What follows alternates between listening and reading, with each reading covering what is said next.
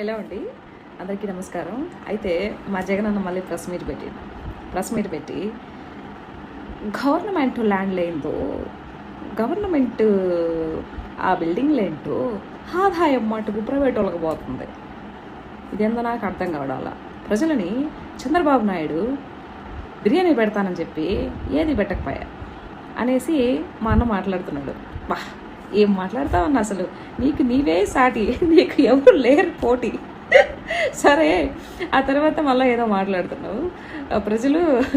ప్రజలకి చంద్రబాబు నాయుడు బిర్యానీ పెడతానని చెప్పేసి పెట్టలేదు, పులావ్ పోయింది, బిర్యానీ పోయిందంటే అంతకుముందు పులావ్ పెట్టావు నువ్వు 5 ఏళ్ళలో ఉన్నప్పుడు. ప్రతి ఒక్క కుటుంబంలో అందరూ బాధపడుతున్నారా, అయ్యో జగన్ అనవసరంగా పోగొట్టుకున్నాము అనేసి.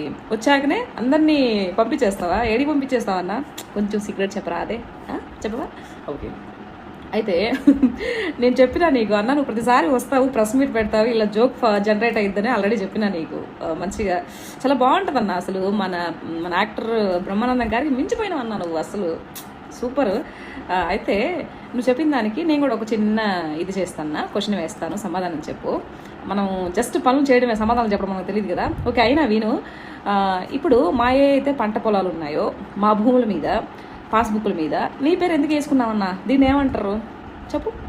ఎక్కడ బట్టినా గుళ్ళకి గుళ్ళకి కాదులే, బళ్ళకి, లేకపోతే ఇంకేదన్నా బయట వాటర్ ట్యాపులకో వాటర్ ట్యాంకులకో వాటికి కూడా నీ పేర్లు పెట్టి నీ బొమ్మలు వేసి మీ యొక్క పార్టీ గుర్తులేసి అన్నీ చేశారు.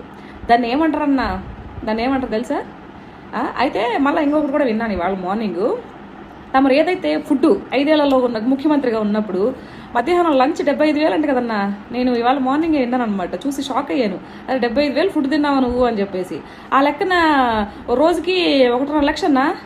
ఇప్పుడేం తింటున్నావు అన్న? ఇప్పుడు ముఖ్యమంత్రి పదవి లేదు కదా, ఏం తింటున్నావు? ఇవన్నీ పాపం మా ప్రజలకి తెలియదు, మా జనాలకి. అందుకని సర్లే, ఏదేమైనా ప్రజలు కొంతమంది తెలుసుకున్నారు కాబట్టి నీకు 11 సీట్లు వేశారు. మళ్ళీ ఎందుకన్నా ఇలాంటి మాటలు మాట్లాడతావా? చంద్రబాబు నాయుడు బిర్యానీ పెడతానని బిర్యానీ పోయింది, పులావ్ పోయింది. ఇంతకు ఏ పులావ్ పెట్టావన్నా? చికెన్ పులావా, మటన్ పులావా, ఏది పెట్టినావు? సరేలే, ఏది పెట్టలేదు కాబట్టి కదా 11 వచ్చింది. ఆల్రెడీ అది జగమెరిగిన సత్యం కదా. అది ఎప్పుడైనా కొంచెం నీకు ఆల్రెడీ చెప్పినా అన్న, నీకు స్క్రిప్ట్ రాసిచ్చే వాళ్ళు ఎవరో కానీ అసలు ఈ పద్ధతి ఏం బాగాలేదన్నా. కొంచెం నవ్వాలో మా అన్న మాట్లాడినందుకు. అసలు ఇట్లా అయితే నువ్వు ఎట్లా నెక్స్ట్ ముఖ్యమంత్రి అవుతావా? ఫాలో చేయొచ్చు కదా అండి ప్లీజ్. అందరికీ నమస్కారం. మీరు వీడియో చూస్తున్నారు కానీ సబ్స్క్రైబ్ చేసుకోవడం లేదు. సబ్స్క్రైబ్ చేసుకోండి, మాకు సపోర్ట్ చేయండి.